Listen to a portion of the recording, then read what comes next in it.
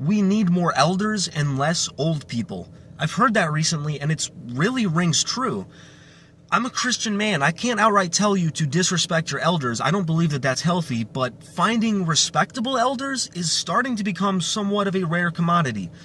It's kind of hard to respect your elders when a huge portion of them are pretty much just grown-up children. For almost all of human civilization, you lived pretty much the same life that your parents, your grandparents, you lived the same life that they lived. That is not true anymore. 300 years ago, you were a farmer, your dad was a farmer, your grandfather was a farmer, you all lived pretty much the same life. You had the same economy, you had the same dating pool, it was all relatively similar, it was pretty much the same thing. And because of that, you could just go to your dad, go to your grandpa, and you could ask for life advice, and they would give you the wisest, just best advice that you've ever heard, things that you would never have thought to think for yourself, and you could succeed in the world because of it. That's not the case anymore. The world that the boomers and Gen Xers live in is not the same world that we live in. It's borderline a completely different planet. It is not the same. They live in a whole other dimension than we do. The boomers and the Gen Xers, they did not have the same economy. They did not have the same dating pool that Gen Z and millennials now have. When boomers were growing up, the average woman didn't have a triple-digit body count. That was unheard of.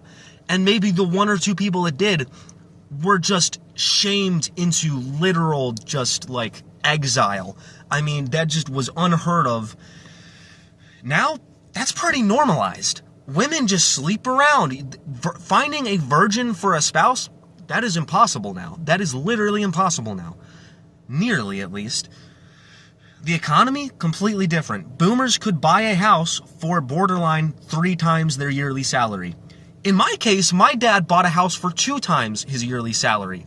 And now, in the same area that we live in, the average house is now 10 times the yearly salary.